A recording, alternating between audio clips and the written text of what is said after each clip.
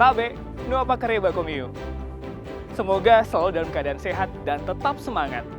Saat ini, Anda menyaksikan berita Slow Setengah bersama saya, Aling Talamoa. Sejumlah informasi teraktual dan menarik telah kami siapkan untuk Anda. Berikut 3 berita utama hari ini. Angin puting beliung menerjang wilayah Palolo, Kabupaten Sigi.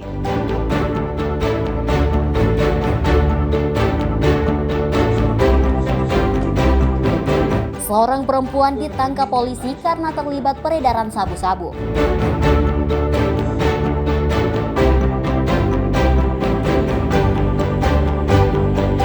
Ratusan siswa di Sulawesi Tengah mengalami keracunan usai santap makanan bergizi gratis.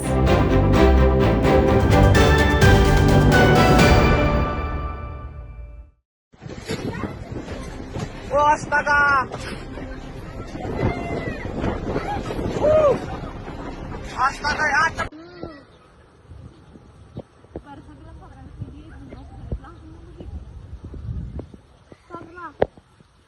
Angin puting beliung menerjang desa Uinoni, Kecamatan Palolo, Kabupaten Sigi, Selasa sore.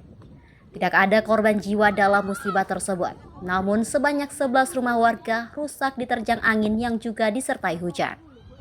Iya, mah turun ke bawah.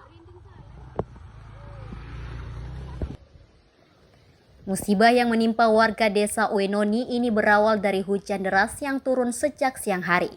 Tak lama berselang disertai dengan angin kencang yang mengakibatkan atap rumah warga terangkat dan berterbangan. Angin puting beliung itu. Cuman dia di atas, alhamdulillah dia di atas. Pemilik rumah pun panik dan berlarian menyelamatkan diri. Hai, atap sana. Hai, rumahnya Nek Mirsi sana. Hai.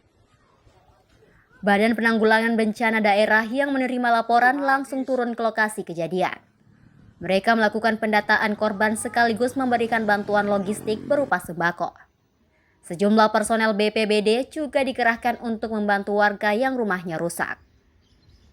Dari BPBD Provinsi dan BPBD Kabupaten Kota se-Sulawesi Tengah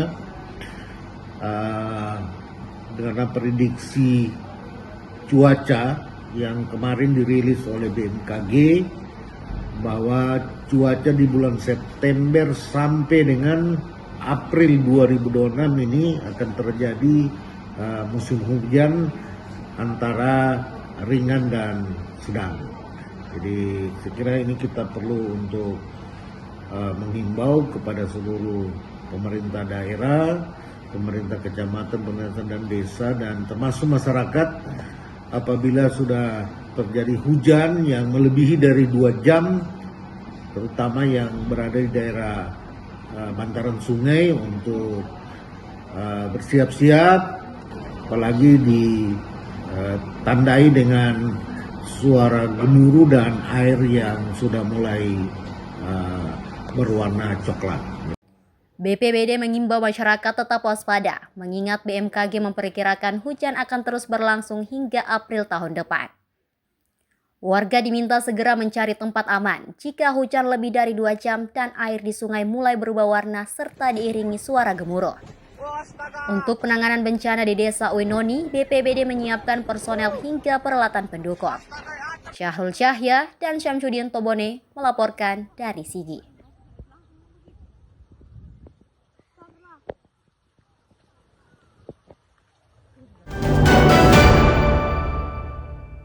Itu modus operandi pelaku. Seorang perempuan berinisial ND ditangkap aparat Polres Tojo Una-Una karena terlibat peredaran narkoba jenis sabu-sabu. Dari tangan tersangka, polisi menyita sabu-sabu seberat 51 gram. Penangkapan perempuan berusia 28 tahun ini berawal dari informasi yang diterima polisi terkait adanya transaksi narkoba di Jalan Kelapa, Kelurahan Dondo Barang, Kecamatan Ratulindo. Satuan Reserse Narkoba Polres Tojo Una-Una langsung bergerak menuju lokasi kejadian. Di rumah milik ND ini, polisi menemukan narkoba jenis sabu-sabu seberat 51 gram, 1 unit timbangan digital, dan bukti transaksi narkoba. Saat diinterogasi, ND mengaku jika barang haram tersebut bukan miliknya, melainkan akan dijemput oleh seseorang tak dikenal. Polisi langsung menyita sabu-sabu tersebut dan membawa ND untuk mengelandang ND ke Mapolres Tojo Una-Una untuk proses hukum lebih lanjut. Penyalahgunaan narkotika jenis sabu di Jalan Kelapa, Kelurahan Dondo Barat, Kecamatan Ratulindo, Kabupaten Tojo Una-Una, dengan identitas tersangka sebagai berikut, yaitu nama alias ND kini ditahan di Mapolres Tojo Una-Una untuk proses hukum lebih lanjut.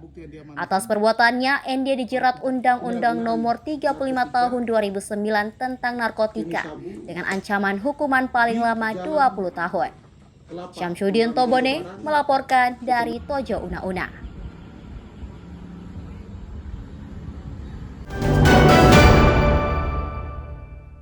Kami menolak tambang ilegal.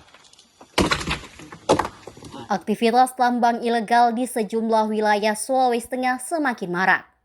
Kondisi ini menjadi salah satu pemicu terjadinya bencana alam seperti banjir dan tanah longsor akhir-akhir ini.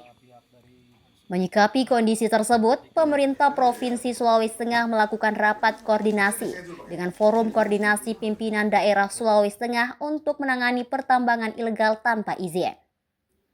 Rapat yang berlangsung sehari tersebut fokus pada upaya penerbitan pertambangan ilegal tanpa izin alias peti yang semakin meresahkan. Aktivitas tambang liar ini tidak hanya menimbulkan kerusakan lingkungan, tapi juga berpotensi memicu konflik sosial antar warga. Ada satu hal yang kami tadi fokus membicarakan bagaimana upaya penertiban pertambangan tanpa izin illegal mining yang ada di Sulawesi Tengah ini, termasuk juga illegal fishing, illegal lodging yang menjadi salah satu juga bagian daripada cita Bapak Presiden itu untuk mendukung ketahanan pangan di Provinsi Sulawesi Tengah ini. Dan kami percaya bahwa kami pemerintah akan terus memberikan solusi yang terbaik. Yang penting jangan ilegal. Terima kasih. Pemerintah Provinsi Sulawesi Tengah menegaskan akan mengambil langkah cepat dalam mencari solusi penanganan tambang ilegal. Sejumlah lokasi yang selama ini dilaporkan terdapat aktivitas tambang ilegal antara lain Parigi Mautong, Donggala, Sigi, Poso, Morowali, hingga Buol. Julianus K. dan Syamsuddin Tobone melaporkan dari Palu. Bersama pihak dari Taman Nasional.